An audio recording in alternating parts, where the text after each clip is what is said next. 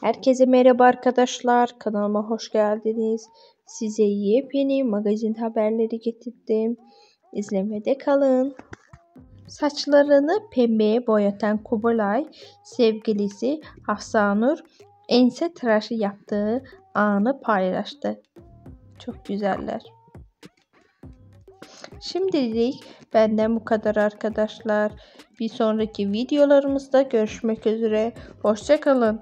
Videoları beğenerek paylaşmayı, yorum yapmayı, abone olmayı unutmayın. Görüşürüz.